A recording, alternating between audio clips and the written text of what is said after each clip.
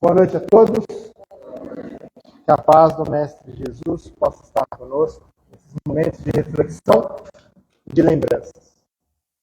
O tema da noite escolhido é Jesus, o Cristo Consolador. Desde o Velho Testamento, vários profetas, que hoje nós entendemos ser médiuns, informações sobre o que viria a ser a sociedade, o que viria a ser o futuro da humanidade, o futuro espiritual do órgão, a vinda do Messias. Esse Messias traria para nós o consolo, a boa nova. O que é a verdadeira lei de Deus. E para muitos não foi compreendido.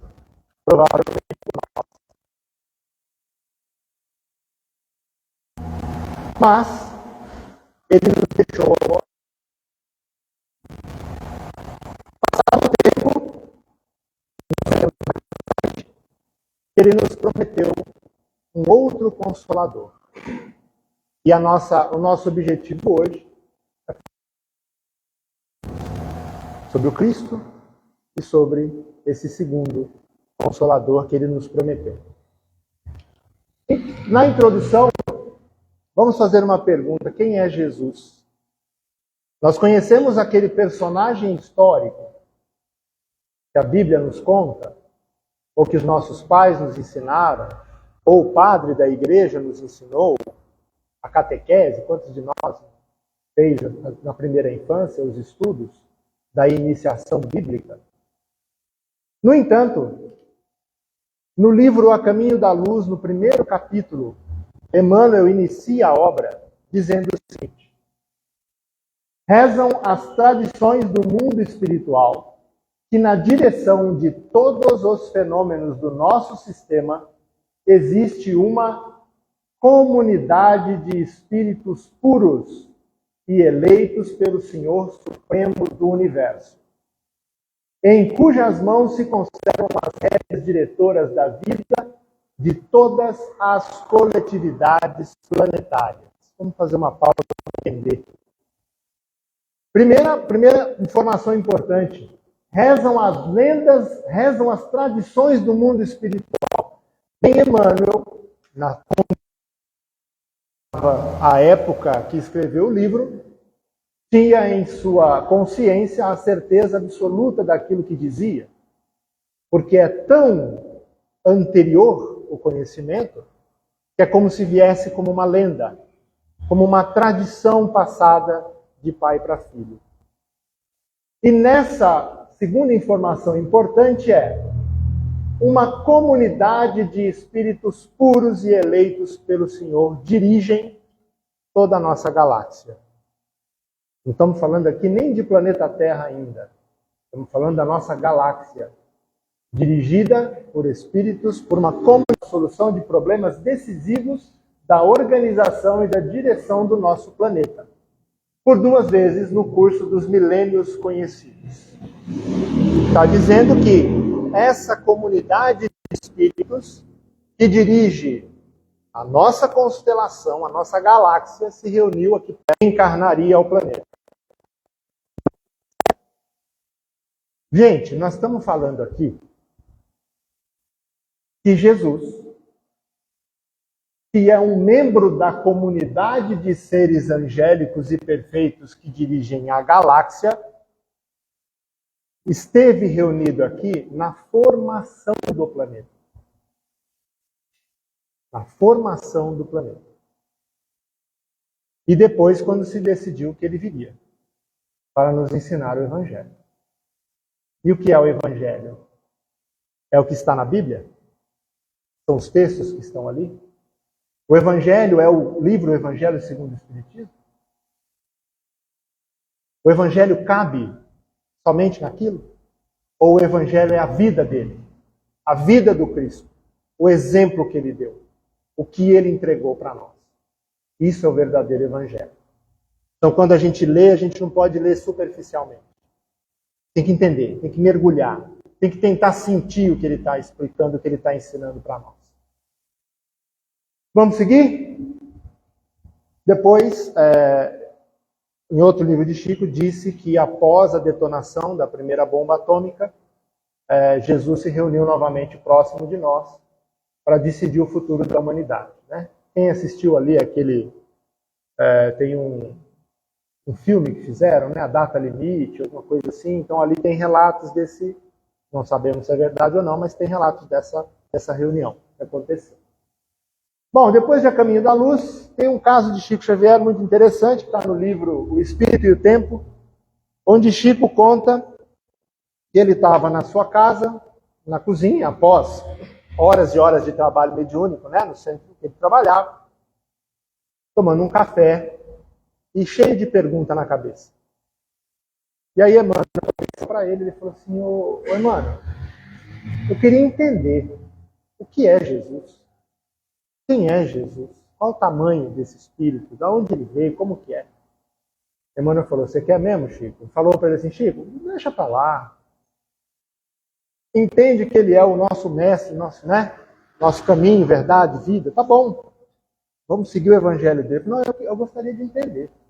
Emmanuel falou, tá bom, fecha os olhos. Tirou Chico, né, em espírito, para fazer um passeio.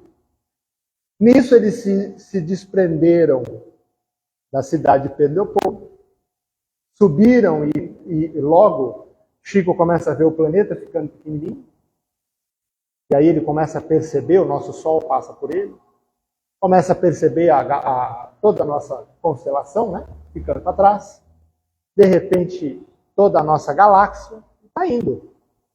E aí, em algum momento no espaço e no tempo, o Emmanuel para e diz assim para ele, Chico, é daqui que Jesus coordena os trabalhos dele, longe demais da Terra. E disse o seguinte para o Chico, e Deus está muito além de tudo isso. Aí Chico responde assim, Emmanuel, eu quero voltar, porque eu quero tomar meu cafezinho. Estou doido para tomar meu cafezinho lá na minha cozinha. Lá está mais gostoso, né? Então aqui a gente tem uma ideia da grandiosidade, né? De quem nós estamos falando. Allan Kardec, no Livro dos Espíritos, é uma das perguntas mais famosas do Livro dos Espíritos, número 625, Kardec pergunta, qual o tipo mais perfeito que Deus tem oferecido ao homem para lhe servir de guia e modelo? Resposta, Jesus. Jesus é o tipo mais perfeito que Deus tem oferecido para nós como guia e modelo. Na dúvida, se a gente seguir o que Jesus ensinou, se a gente buscar os passos dele, nós estamos no caminho certo. Não tem erro. Exemplo supremo de moralidade e conduta para a humanidade, conforme, né, os ensinamentos que a doutrina espírita vem corroborar. Né? Tudo bem? Aqui uma dica, né? Nós temos duas palestras, uma palestra chama Cristos e outra é Jesus e seus bilhões de anos de evolução, de Haroldo Dutra Dias, onde Haroldo faz uma série de colocações maravilhosas sobre a vida do Cristo e sobre, né, os bilhões de anos de sua evolução. É um trecho interessante que eu sempre comento aqui, às vezes em palestras ou no curso nas aulas sobre o livro dos médiuns, né? Haroldo diz assim, que o espírito chega ao nível crístico, chega ao nível puro, né? Terminou a escala espírita. É puro, não precisa mais encarnar, não erra mais, não tem condição de errar mais. Mesmo se encarnar entre nós, ele já não erra mais. Nós estamos falando de espírito puro, né? Lembrando que no livro de Alcione, lá do Renúncia, Alcione, quando ia vir para cá, o mentor dela disse, você já está num nível bem alto, mas ir para lá é perigoso. É perigoso. Você já é quase um anjo, mas você pode cair, você pode falhar ainda. Nós não estamos falando nem desse nível, estou falando de espírito puro, acabou. Aí ele recebe um telegrama na casa dele. Parabéns. Você terminou o curso de espírito puro. Agora você tem graduação. Agora vai ser um espírito crístico. E aí lá se vão milhões, bilhões de anos até que ele consiga acender esse nível. E daí por diante, depois aquele espírito que cuidou de um planeta passa a cuidar de uma galáxia, que passa a cuidar de uma nebulosa, que passa. Né? Quando a gente olha para o universo, a gente vê o quanto isso escala, né? O quanto as coisas vão aumentando de tamanho e de proporção. Aqui, rapidamente, um resumo, olhando-se para o Evangelho segundo o Espiritismo, do que significa o Evangelho de Jesus, em que pontos ele toca, né? Quando nós falamos de Evangelho. Amor ao próximo, amando a Deus sobre todas as coisas e o próximo como a si mesmo. Humildade e orgulho, bem-aventurados os pobres de espírito. Orgulho como fonte dos males.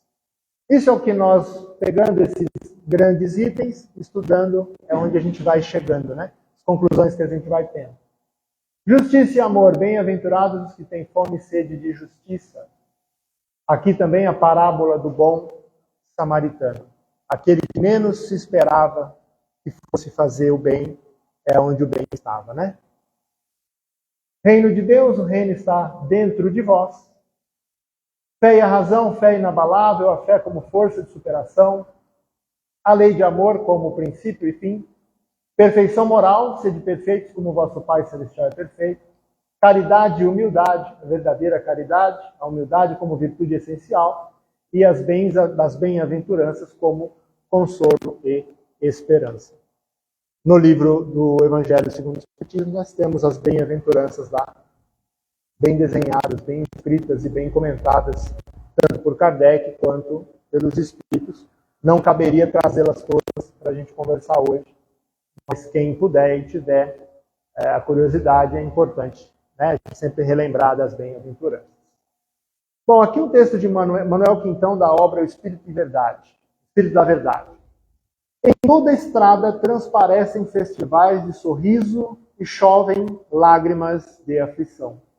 Mas o amor com o Cristo Jesus recupera a poesia perdida ao longo do nosso caminho, pois só Ele transforma o miasma em perfume, o incêndio em luz, o espinho em flor, o deserto em jardim e a queda em ascensão. O próprio Cristo dizia, eu não venho para quem está pronto. Eu venho para quem sofre. Ele veio para quem sofria. Ele vem para nos tirar da queda e nos apresentar a ascensão. Basta que nós queiramos. André Luiz, também na mesma obra, diz o seguinte, Jesus segue à frente de nós. Se você deseja acertar, basta segui-lo. Sigamo-lo, pois. Quer acertar? Segue Jesus. Esse não tem erro. Você pode ter, cada um de nós tem os espíritos, né? Que nós gostamos de ler as mensagens, nós gostamos de seguir. Temos Allan Kardec como um cientista que formulou uma doutrina maravilhosa junto dos espíritos. Mas o cerne, o coração, a parte principal, o motor de tudo é o Cristo. É Jesus, é o Evangelho dele. Vamos falar um pouquinho mais sobre isso. Jesus, no Evangelho de João, 14, 15, 17 e 26, diz o seguinte. Se me amardes, guardareis os meus mandamentos, e eu rogarei ao Pai, e Ele vos dará outro Consolador. Aqui Jesus já disse que Ele mesmo é o primeiro, né? Eu sou um Consolador. Vou rogar por mais um, por outro, para que fique convosco para sempre. O Espírito de verdade, que o mundo não pode receber, porque não o vê e não o conhece. Mas vós o conheceis, porque habita convosco e estará em vós, mas aquele Consolador, o Espírito Santo que o Pai enviará em meu nome, esse vos ensinará todas as coisas e vos fará lembrar de tudo quanto vos tenho dito. Vamos fazer algumas reflexões sobre essa passagem do Cristo? Primeira delas, Jesus já antecipava os descaminhos dos homens em relação à mensagem que estava deixando. Então Jesus já sabia que a coisa ia bagunçar. E a gente bagunça as coisas. A gente ainda é criança. Então a gente ainda entende errado, a gente passa para o outro. Lembra da brincadeira do telefone sem fio? Eu conto uma coisa para uma pessoa, a pessoa conta para outra. Quando chega lá na frente, não tem nada a ver com o que começou, né? Então é mais ou menos isso. Ele sabia que ia acontecer essa interpretação diferente daquilo que ele disse. Se alguém seria enviado para lembrar coisas que Jesus dissera, isso ocorreria porque os homens teriam esquecido esses ensinos. Se viria para ensinar todas as coisas, é porque Jesus não pôde ensinar tudo. Ele não podia falar tudo. Nós não tínhamos consciência ainda, inteligência ainda para interpretar o que Jesus sabia, o que aquela mente abarcava de conhecimento. Por faltarem aos homens os pré-requisitos para o entendimento mais profundo da realidade. Então nós não tínhamos ainda condição. Se o Consolador viria para estar eternamente conosco, ele não podia se apresentar como um ser encarnado. Como é que seria um novo Consolador encarnado se ele ficaria para sempre? Não dá. Ele vai morrer também. Né? Então, tem que ser algo fora do corpo físico, como nós o conhecemos. Deduz-se, portanto, que o Espírito da Verdade precisaria de outra maneira de estar conosco, sem ser pela encarnação em um corpo material. Tudo bem?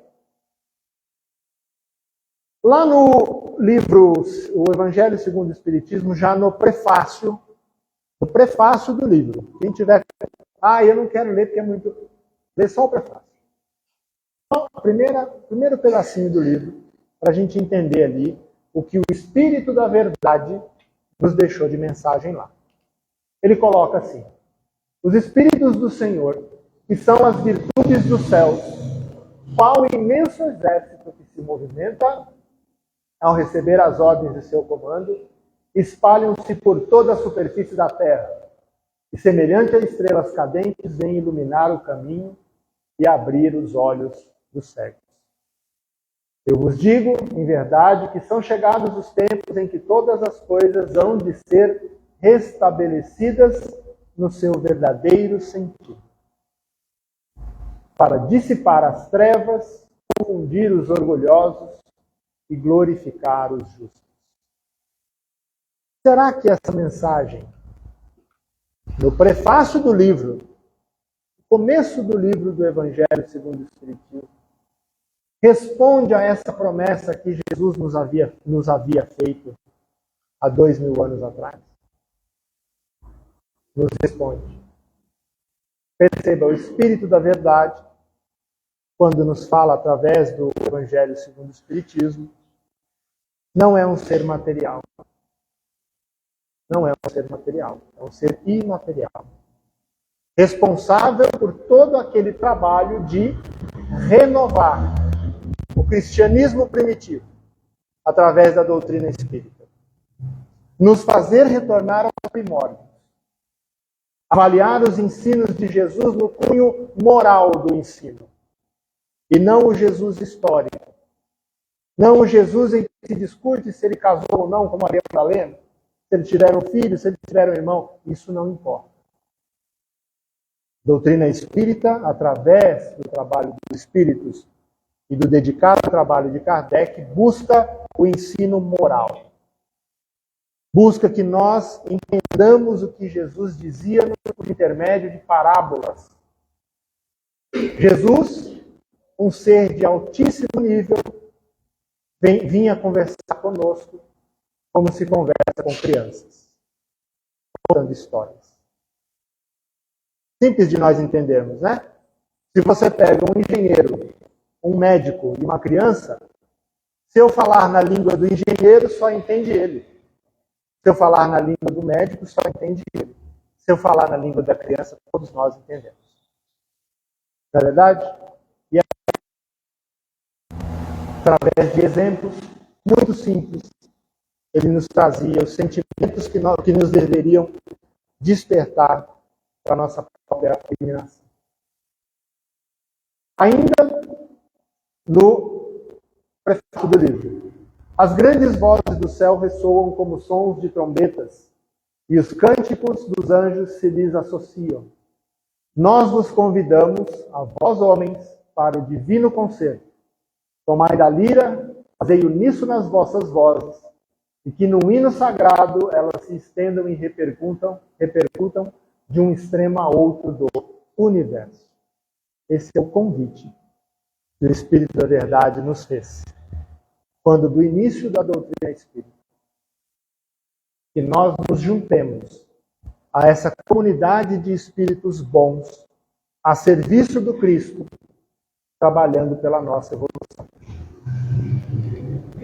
Homens e irmãos a quem amamos, aqui estamos juntos de vós. Amai-vos também uns aos outros e dizeis do fundo do coração, fazendo a vontade do Pai, que está no céu. Senhor, Senhor, e podereis entrar no reino do céu. Consolador, não é? É consolador, não é? Nós avaliarmos um evangelho que tem a humildade, a caridade. E depois, 2000 e tantos anos depois,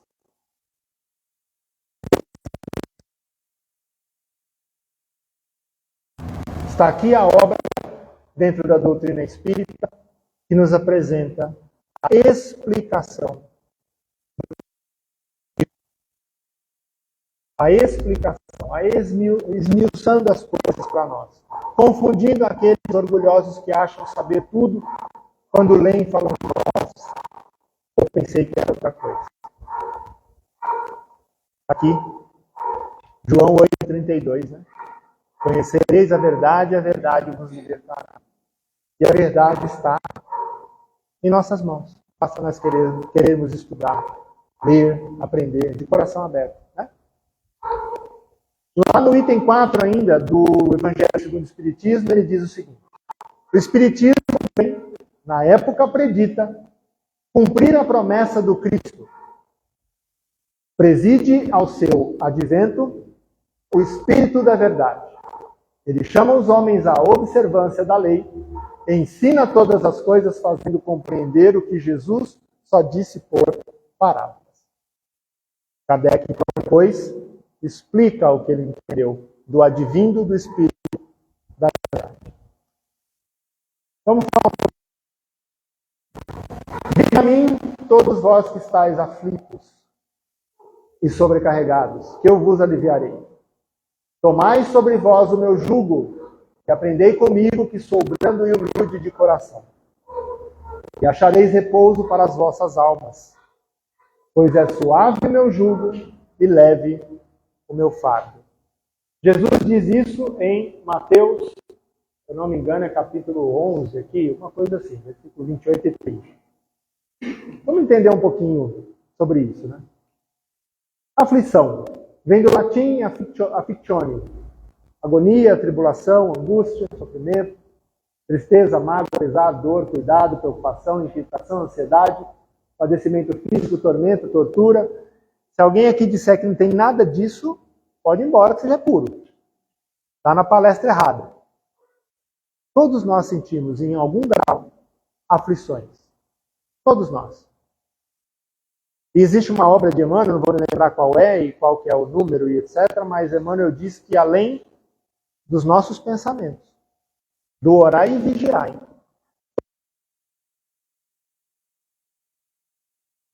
Olha que interessante isso. Às vezes você está bem, ficar aflito.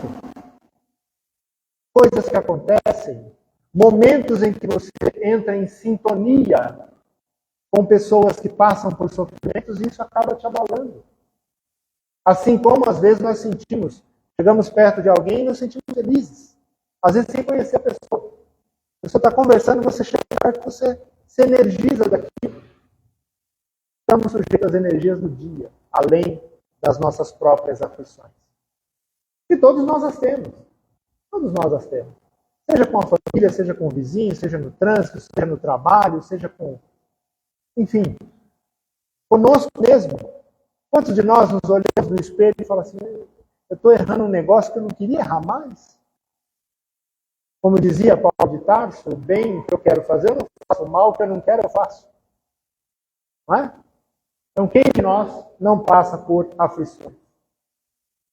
Vamos ler um pedacinho de um livro de Emmanuel, onde ele diz o seguinte: ante as dificuldades do cotidiano, exerçamos a paciência. Não apenas em auxílio dos outros, mas em favor a nós mesmos. Paciência no âmbito geral. Não é só quando o outro erra, é comigo também. Paciência.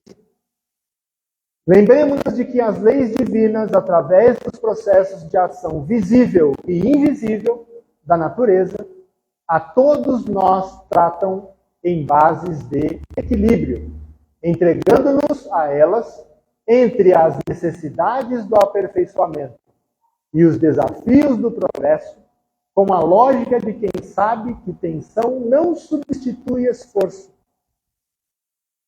construtivo ante os problemas naturais do caminho.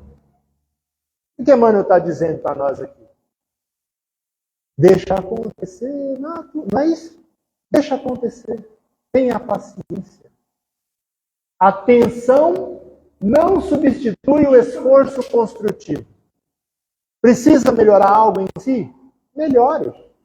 Sem tensão, sem loucura, sem desespero. Paciência, entenda a si mesmo e comece a se modificar. Consciência de si mesmo. Conhecer a si mesmo. Está sem paciência com o próximo? Às vezes a gente quer pegar mesmo. Paciência. Espera.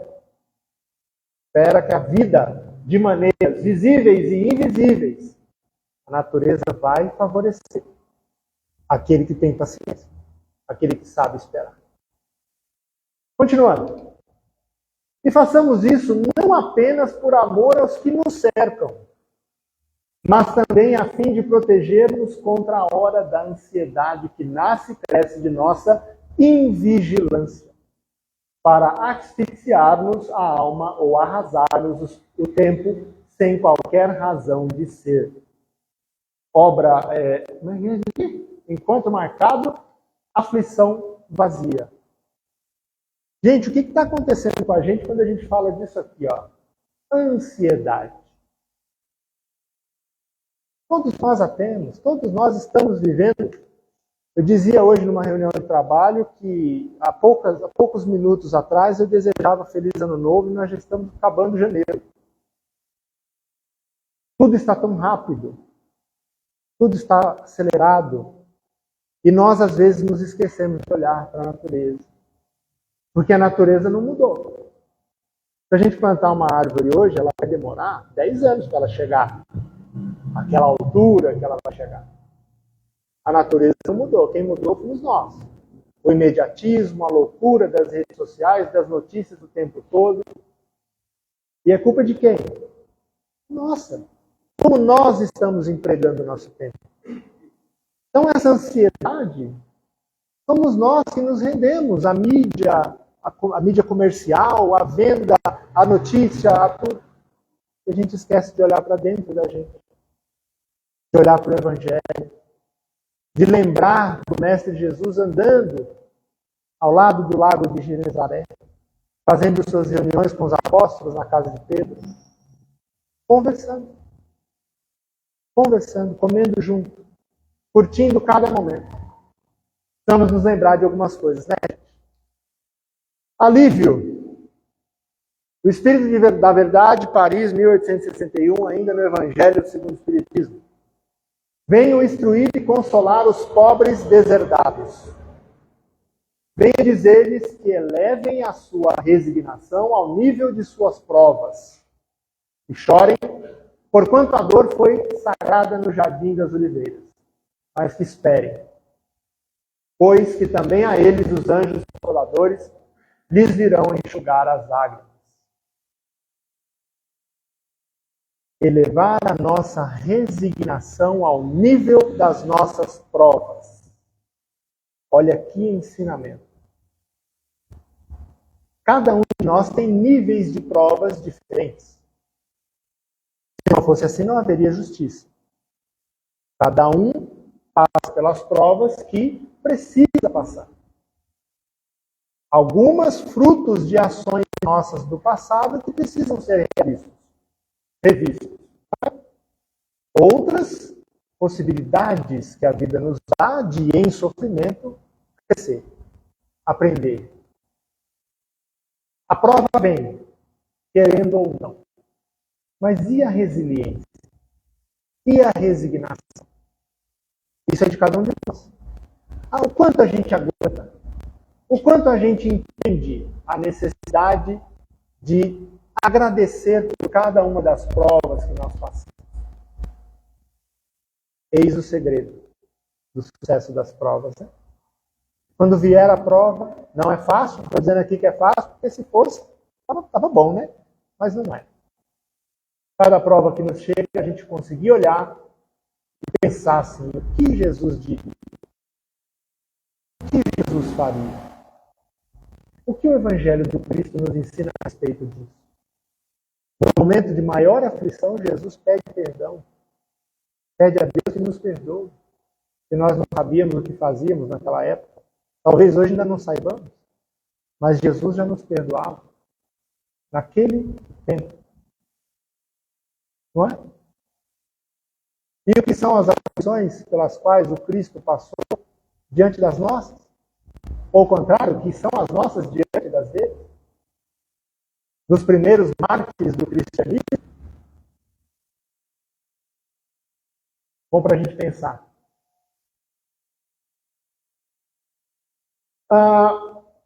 Aqui uma reflexão, né? É preciso acordarmos para o fato de que a luminosa trajetória de Jesus entre os homens foi para indicar-lhes o caminho a ser percorrido pelo nosso próprio esforço, pelas nossas conquistas interiores. Acho muito bonito, com todo respeito a todas as religiões, e muitas delas dizem: Jesus morreu para me salvar. Não. Não. Ele deu o exemplo. Está aqui. Ele deu o caminho para que nós sigamos. Esse é o verdadeiro ensinamento. Eu não tiro de mim culpa, eu não tiro de mim pecado, porque Jesus veio ao mundo. Não. Eu tiro de mim quando eu compreendo o que ele me deixou. Eu tiro de mim quando eu entendo que aquilo que o Cristo não só falou, como viveu, como exemplificou, é o caminho que eu devo seguir. É o caminho que eu devo seguir. Ele não veio caminhar para nós. Ele não veio fazer o nosso caminho. E sim demarcar o caminho a ser percorrido com uma sequência inconfundível de exemplos que nos cabe seguir. Temos a nossa parcela de obrigação. Cada um de nós. Disse claramente que quem desejasse segui-lo, que tomasse a sua própria cruz, que irá diminuindo na proporção dos acertos realizados, do bem praticado, da reforma íntima realizada, trazendo por fim, aí sim, o alívio que a gente almeja. Tudo bem? Jugo. O que é jugo, né? Jugo ou canga é uma trave de madeira que se coloca sobre o pescoço dos bois para puxar o carro ou arado, né? E figuradamente significa domínio e submissão. Na época de Jesus, por exemplo, a Palestina estava sob o jugo romano. Ou seja, sob o domínio dos romanos. Jesus fala que o jugo dele é leve, né? Vamos entender. O jugo, por um motivo perfeitamente evidente, é o símbolo de servidão, de opressão, de constrangimento. A passagem dos vencidos sobre o jugo romano é suficientemente explícita. O jugo simboliza a disciplina de duas maneiras. Ou ela é sofrida de uma maneira humilhante, ou ela é disciplina e é escolhida voluntariamente. E conduz ao domínio de si, à unidade interior e à união com Deus. Isso é um texto de Chevalier, de 1998. Ficou claro esse ponto aqui? Essa história de jugo quando a gente fala de dominação, né? Tem aquela figura, que é a figura real, que é o boi sendo, né, puxado ali pelo ombro, ele tendo que fazer força. Mas ela é nesse sentido, de servidão, de opressão, de constrangimento. Nós temos duas maneiras de sofrer o jugo, de considerar o jugo. Por opressão, de modo humilhante, como Roma fazia com todos os lugares onde ela dominava, ou voluntariamente. Lembra da resiliência? Voluntariamente. Segundo livro, o Evangelho segundo o Espiritismo, item 2, capítulo 6. Entretanto, faz depender de uma condição a sua assistência e a felicidade que promete aos aflitos. De Jesus para nós, né? Essa condição está na lei por ele ensinada. Seu jugo é a observância dessa lei. Mas esse jugo é leve. Por quê? E a lei é suave, pois que apenas impõe como dever o amor e a caridade. Isso Jesus dizia, o meu jugo é leve. Então o que eu estou te pedindo é tão gostoso quando a gente aprender a amar e a fazer a caridade. A contenda, ela nos cansa. Ela nos cansa. Quando nós tentamos nos vingar, isso nos cansa. Isso faz mal. Quando a gente fica chateado com alguém, isso não consome a gente. Isso cansa, isso é pesado. Isso nos faz mal.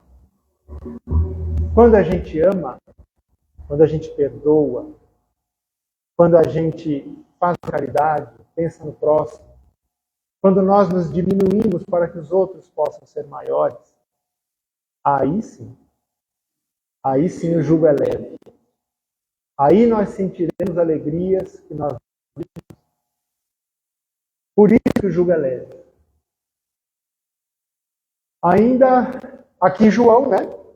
Capítulo 6, versículo 60 diz: sua palavra é dura. Quem pode escutá-la? Sabe por que é duro? Porque a gente permanece no erro. Parece que a gente quer ficar no erro, né? É mais fácil a gente brigar. Não é? Está mais na nossa natureza, vamos dizer assim.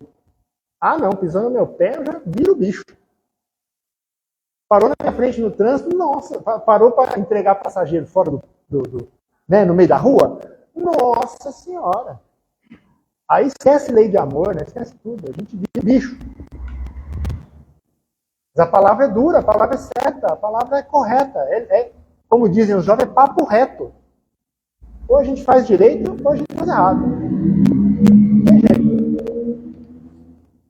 Repouso, aqui muito brevemente, é um convite para que o ser humano assuma a própria vida e não tema o processo do autoconhecimento. Muitos temem o inconsciente, preferindo não conhecê-lo ou negam-lhe a existência. Muitos de nós não paramos para fazer uma meditação, né? A gente não para pensar.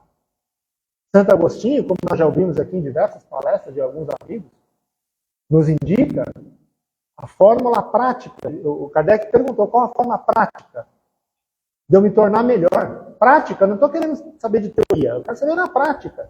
O que eu posso fazer para melhorar? Santo Agostinho diz, conhece-te a ti mesmo.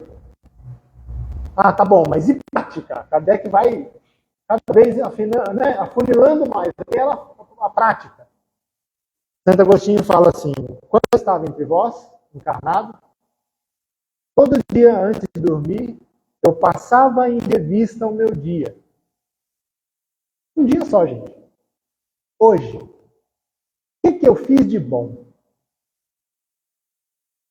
E o que eu deixei de fazer né, que foi bom também.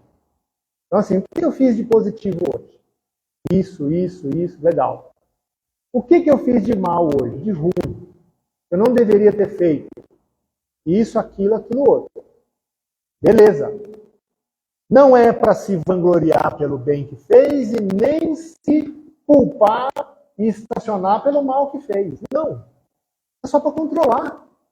É só para se lembrar. É só para analisar. Isso aqui que eu estou errando todo dia.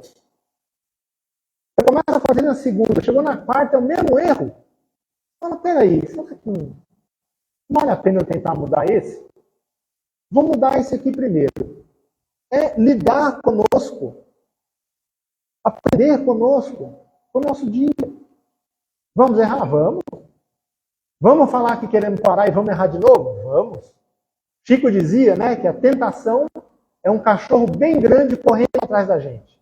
E a gente torce para ele alcançar. Por aí a gente tem uma visão. Né? O Espiritismo, se verdadeiramente conhecido, é mais importante, sentido em sua essência, é uma das expressões do Consolador coletivo. Sem qualquer exclusão às outras doutrinas religiosas, ou não, que promovem a mesma função de preparar o ser humano para as necessidades da prova da vida. Isso aqui é interessante, tá, gente? Verdadeiramente conhecido. Vir assistir palestra é conhecer a doutrina espírita? Mais ou menos. Mais ou menos.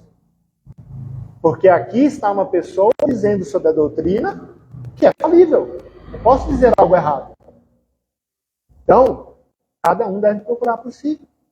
Cada um deve estudar, deve ler, deve se interessar.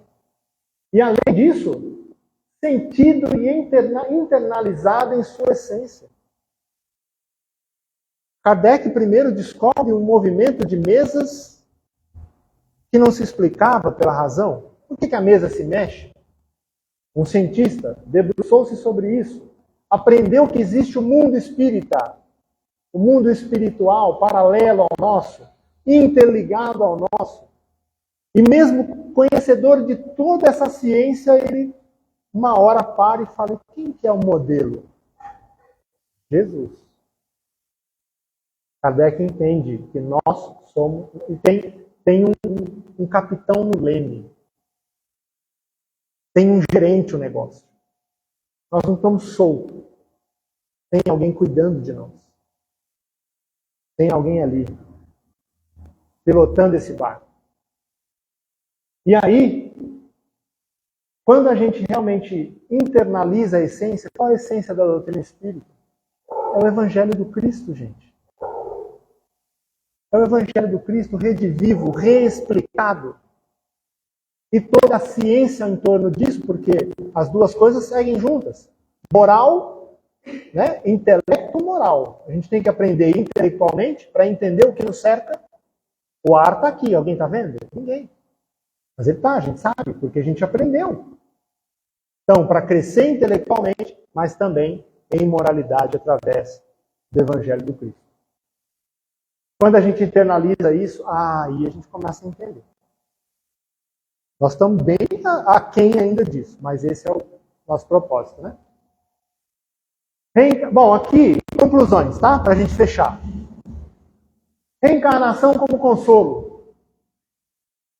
Nós já falamos aqui em outras oportunidades sobre a reencarnação. E o consolo que a reencarnação proporciona a todos nós.